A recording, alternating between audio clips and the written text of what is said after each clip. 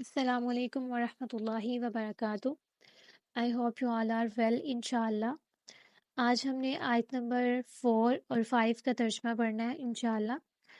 جیسے کہ ہم نے پچھلی آیت میں بھی بات کی تھی کہ وہ لوگ جو ایمان لانے والے ہیں وہ غیب پر ایمان لے کے آتے ہیں۔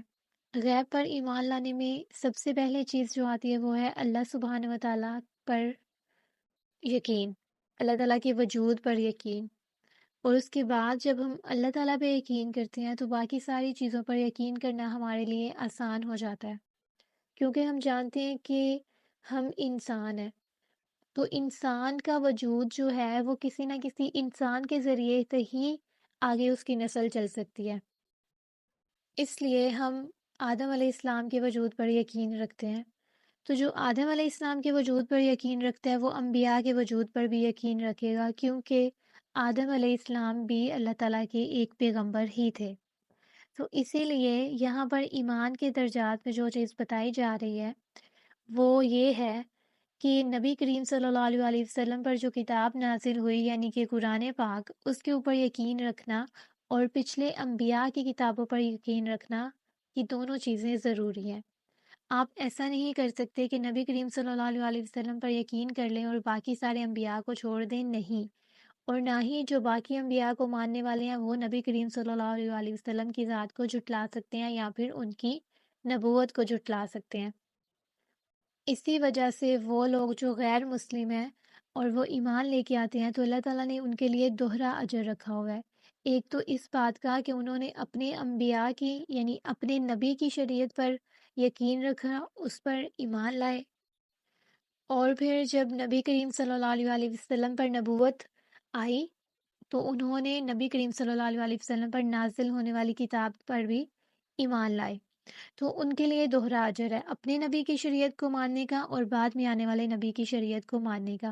آج بھی اگر کوئی انسان جو کہ غیر مسلم ہے اور وہ اسلام لے آتا ہے تو اس پر اللہ تعالیٰ نے اس کو دوہرا اجر دینا ہے، ٹھیک ہے؟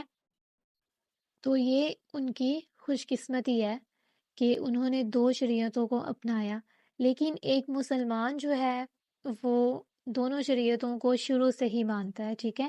تو اس کے لیے یہ چیزیں ماننا مشکل نہیں ہے، لیکن جو بعد میں مسلمان ہوتے ہیں ان کے لیے یہ چیز تھوڑی مشکل بھی ہوتی ہے، لیکن اللہ تعالیٰ نے ان کو اجر بھی اتنا ہی زیادہ دیا ہوا ہے اس چیز کا۔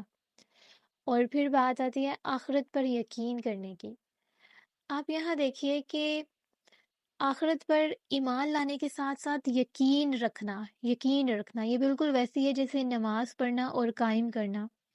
ہر وہ انسان جو اس چیز پر یقین رکھتا ہے کہ اس کا اللہ تعالیٰ نے حساب کتاب لینا ہے، وہ برے اعمال نہیں کرتا، کیونکہ اس کو پتہ ہے کہ موت کے ساتھ ہی اس کا جو حساب ہے وہ سٹارٹ ہو جائے گا۔ اور جس انسان کی زندگی میں آخری لمحات آ گئے، اس کی موت آ گئی، اس کی قیامت تو شروع ہو گئی۔ کیوں؟ کیونکہ قیامت والے دن بھی انسان کا حساب کتاب ہی ہوگا، اور موت کے ساتھ ہی انسان کا وہ سارا جو پروسیس ہے جو حشر کے میدان میں ہونا ہے وہ قبر سے ہی سٹارٹ ہو جاتا ہے، اس کو پتہ چل جاتا ہے کہ آگے اس کے ساتھ کیا ہونے والا ہے۔ آخرت کے ساتھ ساتھ قبر کے عذاب پر بھی یقین رکھا جائے، کیونکہ انسان کا حساب موت کے ساتھ ہی شروع ہو جاتا ہے، اور وہ لوگ جو یقین رکھتے ہیں کہ یہ سارا کچھ سچ ہے، حقیقت ہے، وہ پھر برے عمل نہیں کرتے، وہ برائی کی طرف مائل نہیں ہوتے۔ اگر وہ ہونے بھی لگے تو ان کو یقین ہوتا ہے کہ ہمیں اس چیز کی سزا یا جزا ملنی ہے، تو ہم نے یہ کام نہیں کرنا۔ اولئک علی ھدی من ربہم واولئک ھم المفلحون۔ یہی وہ لوگ ہیں جو کہ ہدایت پر ہیں اپنے رب کی طرف سے، اور یہی وہ لوگ ہیں جو فلاح پانے والے ہیں۔ یعنی اگر کسی کو ہدایت چاہیے تو اس کو کیا کرنا ہے؟ اس کو غیب پر ایمان لے کے آنا ہے، اللہ تعالیٰ کی ذات پر یقین رکھنا ہے، انبیاء پر یقین رکھنا ہے، اور نماز کو قائم کرنا ہے۔ قائم کیسے کرنا ہے یہ میں نے آپ کو پیچھے بہت ڈیٹیلز کے ساتھ بتا دیا، اور اس کے لیے کیا چیزیں ضروری ہیں وہ بھی میں نے آپ کو بتائی تھی۔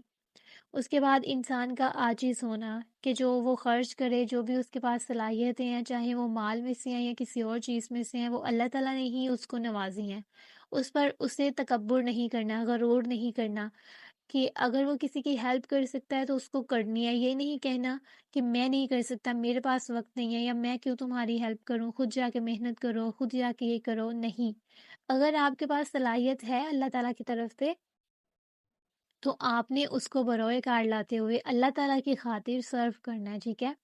اور جو انسان اپنی صلاحیتوں کو دوسروں کے لیے فی سبیل اللہ لگاتا ہے، اللہ تعالیٰ اس کو بڑھا دیتے ہیں، ہر چیز میں بڑھا دیتے ہیں، نعمتوں میں بڑھا دیتے ہیں، رحمتوں میں بڑھا دیتے ہیں، کیونکہ جو دیا جاتا ہے وہی انسان کے پاس لوٹ کر آتا ہے۔ اس کے ساتھ ساتھ کس چیز پر یقین رکھنا ہے؟ اللہ تعالیٰ نے جو چیزیں نازل کی ہیں، وہ کوئی بھی چیز ہے، سب کی سب اللہ تعالیٰ کی نازل کی ہوئی ہیں، ان پر یقین رکھنا ہے، اور اس کے ساتھ ساتھ آخرت پر یقین رکھنا ہے، ٹھیک ہے؟ یقین رکھنا ہے آخرت کے بارے میں، صرف یہ گمان نہیں کرنا کہ شاید ہو جائے شاید نہ ہو، بلکہ یقین رکھنا ہے، اور اپنا ہر عمل، ایک مومن اپنا ہر عمل آخرت کو سامنے رکھتے ہوئے کرتا ہے۔